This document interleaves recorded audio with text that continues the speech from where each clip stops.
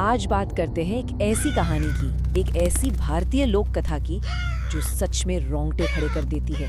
ये एक ऐसी कहानी है जो हमें याद दिलाती है कि कुछ रहस्य अंधेरे में ही रहें तो ज्यादा अच्छा है। और कहानी की ये जो पहली लाइन है ना, ये एक तरह की चेतावनी है, एक ऐसा डर जिसका सामना हमारे कहानी के किरदार रेहान और नेहा करने वाले हैं।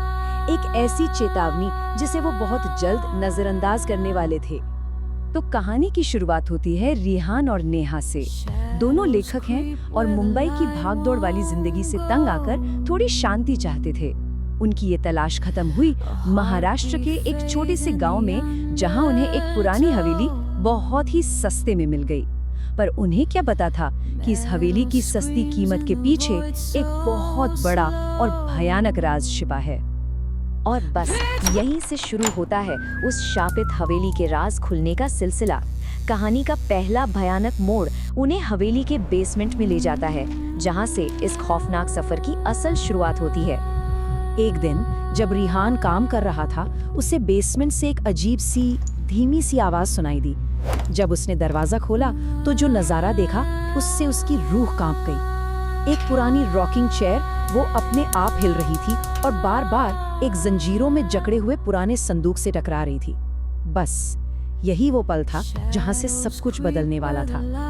अब जाहिर सी बात है, किसी के भी मन में यही सवाल आएगा कि आखिर इस पुराने जंग लगे संदूक के अंदर है क्या। रेहान अपनी जिज्ञासा रोक नहीं पाया और उसने वही किया जो शायद किसी को नहीं करना चाहिए था। उसने ताला तोड़ दिया। रेहान ने जो फैसला लिया वो उसे एक ऐसी भयानक खोज की ओर ले गया जिसकी उसने कभी कल्पना भी नहीं की थी। चलिए देखते हैं कि संदूक के खुलते ही क्या हुआ। जैसे ही संदूक खुला ना, बेसमेंट की हवा मानो एकदम से बर्फीली हो गई और एक अजीब सी बदबू फैल गई। अंदर एक लाल कपड़े में लिपटी एक बहुत ही अजीब गुड़िया थी। उसकी आंखें पूरी तरह सफेद थी और शरीर काला, जैसे वो जल गई हो। उसके साथ फटे हुए पन्नों वाली एक पुरानी किताब भी रखी थी, जिसके पन्ने पीले पड़ चुके थे। किताब में साफ साफ मोटे अक्षरों में चेतावनी लिखी थी, त्रिगोरी, छूना मत। ये गुड़िया आत्माओं को आकर्षित करती है। लेकिन अक्सर कहानियों में होता है ना, हीरो वही गलती करते हैं जिसकी मनाही हो। रेहान ने इस चेतावनी को नजरअंदाज कर दिया और उस गुड़िया को अपने स्टडी रूम में ले आया, और यही उसकी सबसे बड़ी और आखिरी गलती साबित होने वाली थी। उस रात के बाद वो हवेली नहीं रही, एक जीता जागता नर्क बन गई। रेहान को रात में दर्द भरी चीखें सुनाई देती, घर की लाइटें एक एक करके अपने आप फटने लगी और उसे दीवारों पर मरे हुए लोगों के डरावने चेहरे दिखने लगे। और बेसमेंट की वो रॉकिंग चेयर, वो तो जैसे कभी रुकने का नाम ही नहीं लेती थी। जब हालात बिल्कुल काबू से बाहर हो गए और डर उनकी जिंदगी पर हावी होने लगा, तो रेहान ने मदद के लिए एक स्थानीय पंडित से संपर्क किया और यहीं से उस भयानक शक्ति का असली सच सामने आया। एक ऐसा नाम जो गांव के लोग लेने से भी डरते थे, काल त्रिगोरी। पंडित ने जो बताया वो किसी भी भूत प्रेत की कहानी से कहीं ज्यादा भयानक था। उन्होंने समझाया कि काल त्रिगोरी कोई साधारण आत्मा नहीं, बल्कि एक शैतानी शक्ति है। ये हर 100 साल में तब जागती है जब ग्रहों की स्थिति एक दुर्लभ और खतरनाक संयोग बनाती है, और ये शक्ति पृथ्वी पर कहर बरपाने के लिए आजाद हो जाती है। और ये दुर्लभ संयोग तब होता है जब 3 महत्वपूर्ण तिथियां, चैत्र अमावस्या, चैत्र पूर्णिमा और बैसाखी अमावस्या, तीनों एक ही महीने यानी अप्रैल में पड़ती हैं।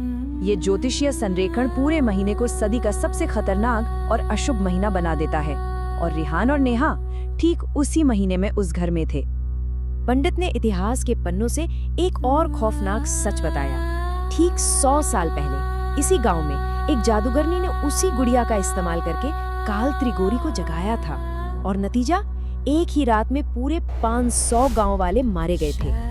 और अब इतिहास खुद को दोहराने के लिए बिल्कुल तैयार था। ये सब जानने के बाद पंडित ने इस शक्ति को रोकने के लिए एक खतरनाक अनुष्ठान करने का फैसला किया। लेकिन जैसा कि हम देखेंगे, कुछ शक्तियों को काबू में करने की कोशिश उन्हें और भी ज्यादा भड़का देती है। पंडित उस हवेली में पूजा की तैयारी के साथ पहुंचे, लेकिन पूजा का सामान देखकर ही रेहान और नेहा की रूह कांप गई। इंसानी खोपड़ियां, मरे हुए जानवरों के अंग और भी न जाने क्या क्या। पंडित ने उस काली गुड़िया को पूजा के ठीक बीच में रख दिया जो अब पहले से कहीं ज्यादा भयानक लग रही थी। जैसे ही पंडित ने मंत्र पढ़ने शुरू किए, घर की शांति भंग हो गई और हर कोने से चीखें गूंजने लगीं। और फिर वो हुआ जिसका उन्हें सबसे बुरा सपना भी नहीं आया होगा। दीवारों के अंदर से एक 10 फुट लंबी डरावनी परछाई उभरने लगी, जो धीरे धीरे उनकी तरफ बढ़ रही थी। और पल भर में ही माहौल पूरी तरह से बेकाबू हो गया। घर की सारी लाइटें एक जोरदार धमाके के साथ फट गईं।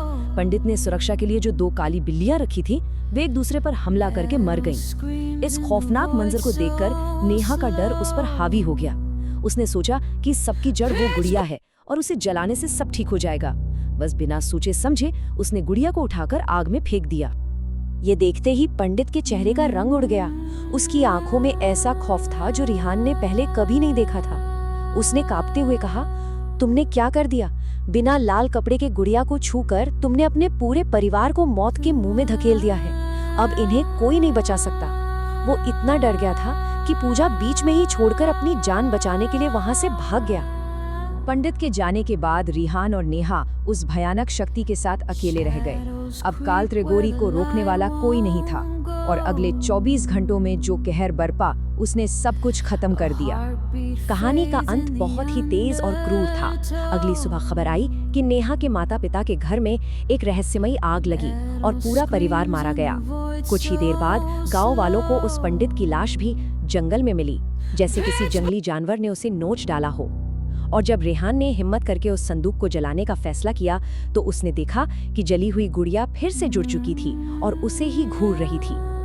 उस रात गांव वालों को हवेली से दिल दहला देने वाली चीखें सुनाई दी और फिर अचानक सब कुछ शांत हो गया। जब सुबह हिम्मत करके वो अंदर गए तो उन्होंने जो देखा वो उनकी यादों में हमेशा के लिए बस गया। पूरी हवेली की दीवारों पर खून से सिर्फ 2 शब्द लिखे थे, काल त्रिगोरी। रेहान और नेहा की लाशें बेसमेंट में पड़ी थी। उनकी आंखों में वही खौफ जमा हुआ था।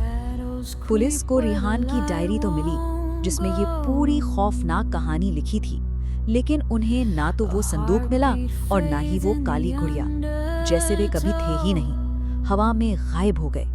सबूत के तौर पर पीछे रह गईं सिर्फ 2 लाशें और एक अनसुलझा रहस्य। तो काल त्रिगोरी का रहस्य आज भी एक अनसुलझी पहेली है।